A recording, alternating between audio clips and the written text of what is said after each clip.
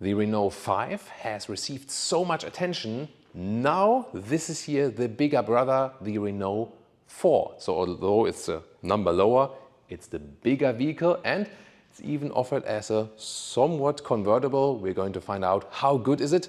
Let's tune into this review here with Thomas and Autogefühl in 4K, full screen, full length. Let's go. And the Renault 4 has this glass front here, so it's basically hidden underneath this glass layer. Looks pretty cool. Illuminated Renault logo and the daytime running light in this round scheme has some kind of retro look because it's also having this very long heritage of the past R4 model. And when you hit the turning indicators, it replaces also then here this daytime running light. They name it E-Tech Electric here, but I think it's not really necessary because there's only the electric R4 now, so we can also just say Renault R4 and that's it. The color, by the way, is Haute de France green. Yeah, I'm not sure if it's really a strong green color, and I heard there were some discussions earlier if it's more like a green or a bluish note. Yeah, and I also tried to wear something, you know, blue, greenish, something in the mix to that. The length here is 4 meters 14 or 163 inches. That's 22 centimeters or 9 inches longer than the Renault 5, the smaller brother. Thought to be like the R5 city EV only, but this one here, yes, city EV, but already with something more. I can tell you already so far there will be substantial legroom also in the rear, and you already see here this fabric roof from the exterior. Soon going to open that for you. And this will be an option, you don't have to go for it, but of course it's a very cool thing when you can also drive open top then in the city. The wheels here, in this case here, the top trim 18-inch, so then large but also smaller ones are available, and also just like the steel ones with the cap, so it also depends on the price. At the end of the review I'll also give you some price estimations as for that. As for the battery sizes, you get the same batteries as for the, like in the Renault R5. So either 40 kilowatt hours or 52 kilowatt hours. The big difference is, however, that even the small battery will receive DC charging, which is not available for the R5. They have a 15 to 80 state of charge figure here in about 30 minutes when you have the 100 kilowatt peak for DC charging. Yeah, it's not too much, not too quick, but the batteries are also not too large. And as for the range and consumption, with the R5 we had about 14 kilowatt hours on 100 kilometer on our test drive as for the consumption, with a lot of city share, which is then again realistic both for the R5 and the R4. And this means this will get some 300 to 400 kilometers, yeah, so 200 plus miles of real world range. However, if you go faster on the Autobahn, on the motorway, then also the range will be lower. That's also for sure. It's interesting that here we have this more, like box styling. Yeah, almost like an R5 longer wheelbase version. And they also sit on the very same platform and share all technology. Towards the rear, we also have these nice tail lamps here, a little bit segmented. So they play a lot with design. That's also why the R5 has been working very well. You've maybe seen also even the views on our channel that small EVs have a hard stance at the moment. So it's a problem to sell small EVs, hard to get it profitable for the manufacturer, but also the interest from the viewers, from the buyers. Hardly anyone is buying small EVs yet, but the Renault 5 went through the roof because it got so much sympathy, even for people who didn't, cheer for EVs yet or so on. And maybe this will also happen then to the Renault 4 here. Looking forward to that.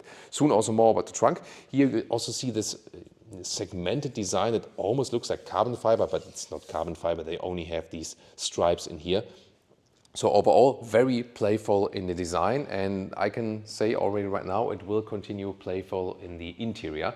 On the technology side, what else is interesting? They have a multi-link rear axle, so this is also of course good then for comfort if you have a more elaborated rear axle, which we otherwise see with larger cars. Let's check it out. Is there a frunk or not? No, there's none. This, by the way, is just a battery charger here for the studio, so this won't be standard equipment, but you see here, no frunk. Still some insulation here, and I can already tell you something about the acceleration figure. So it's 8.5 seconds for the 150 horsepower version and 9.2 seconds in the acceleration for the 120 horsepower version. The very, very small horsepower version below that does not exist, only exists for the R5. So here, you know, a little bit bigger vehicle, a little bit more higher figures and so on. And they leave out, like, let's say, like the base versions that would be available for the R5. But that's, I think, also fine as for decision. And top speed here is 150 kilometers an hour. So yeah, from the German perspective and Autobahn, some Germans tend to go a little bit fast on the German Autobahn. Not sure who. In the front, the turning indicators are pretty cool and also very visible. But here in the rear, I think, I mean, they look stylish and also like a battery status indicator here in the middle, but it's kind of tiny to be visible for, you know, all other participants in traffic, or isn't it? And now to me, the most important feature of this vehicle here, go for it, definitely go for it. So, and you can see it opens really wide, look at that.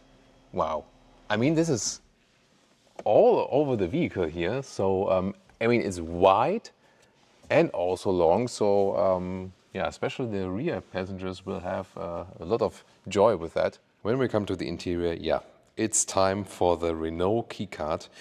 And I think for a modern EV, I mean, some love that, you know. It's slim, it fits the pocket very well. But I think for like a new generation of vehicles, maybe they could have thought of something new. Yeah, what do you think about it?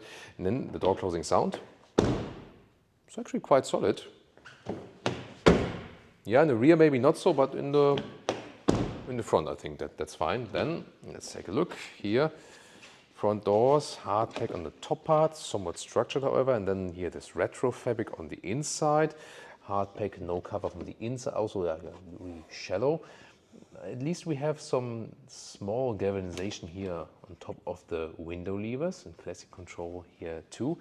Steering wheel, modern design, flat bottom, multi-sense, this like this driving mode and ambient lighting control at the same time. Real buttons at the steering wheel, and the material here is a high-grade leatherette already at the steering wheel, and the same counts also for the seats.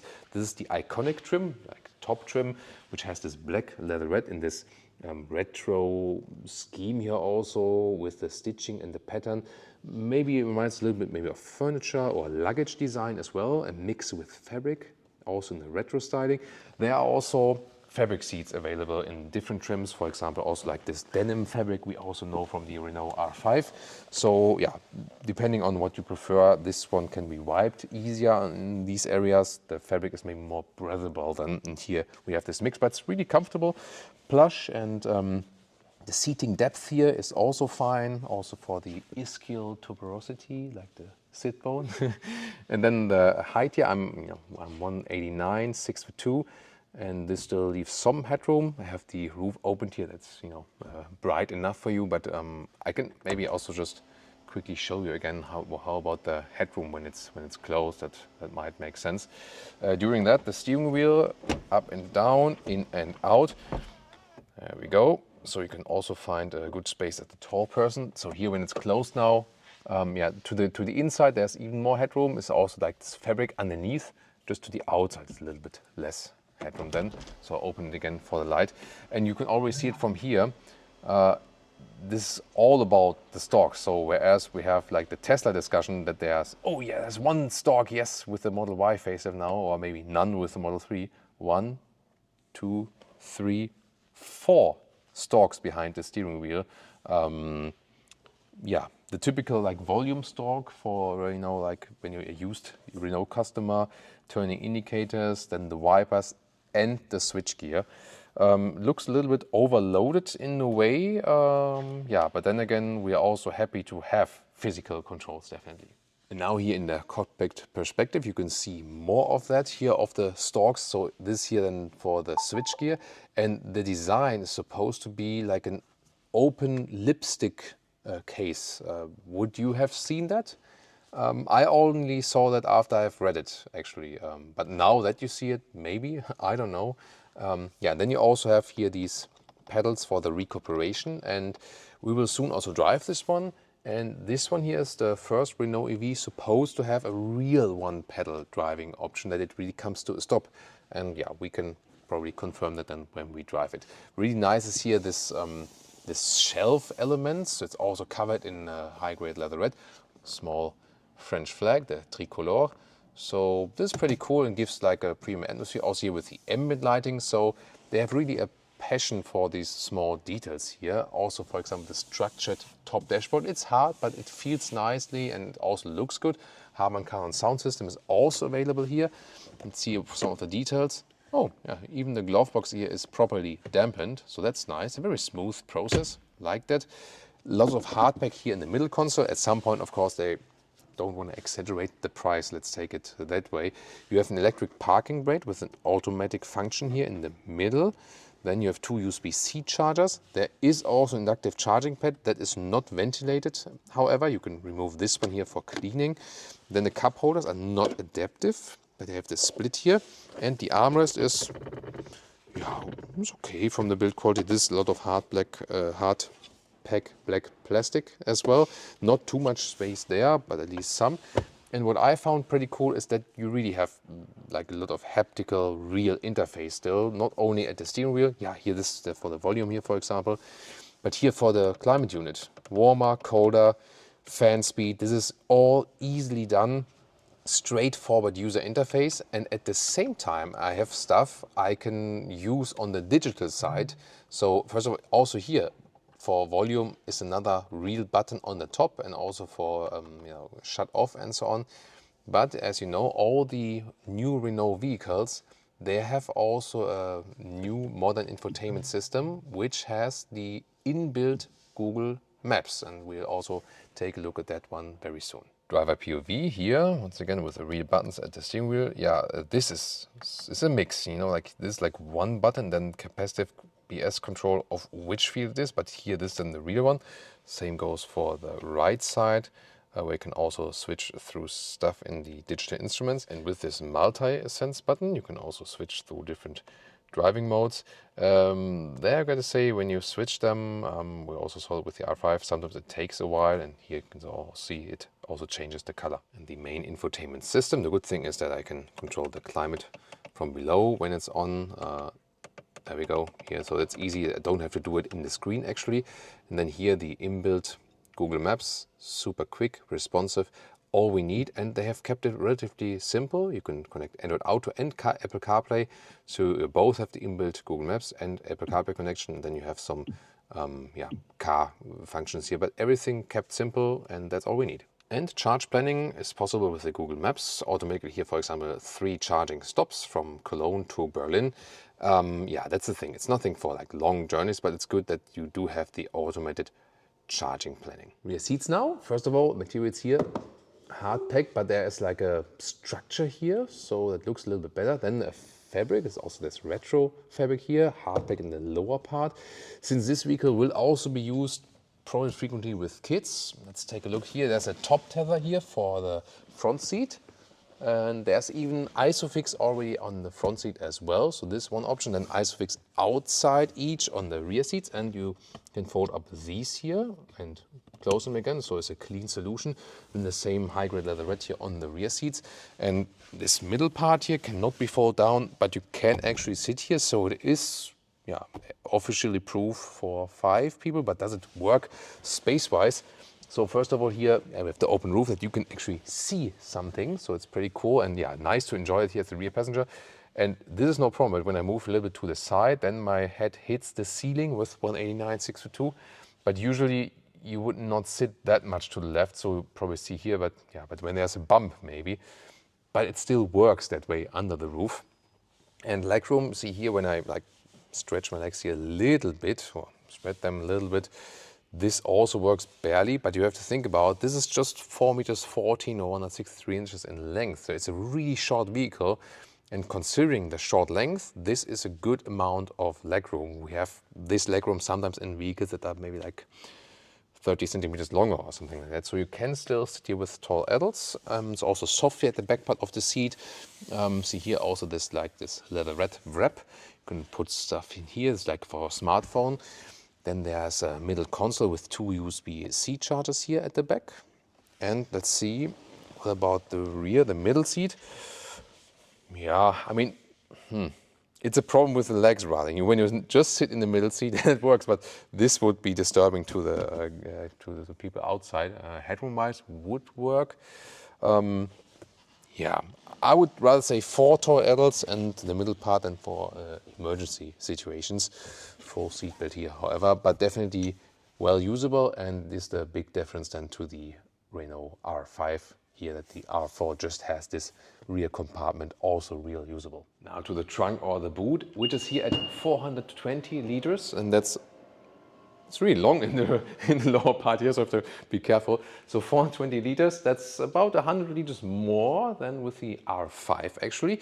And let's take a look here. The cabin trolley easily fits in all different dimensions. It's about 1 meter or 40 inches in width, and the length here is about 85 centimeters or 34 inches. So this is about 70, almost 80 centimeters and 31 inches. To fold the seats, you better go around from here. Press that in. It's a 2/3, 1/3 split. You can see it right here. And then you have this step right there. And the length then to the seats as we would be driving is about 150 in meters or 59 inches. In the lower part here, you can fold this up. Sound system, and here some storage.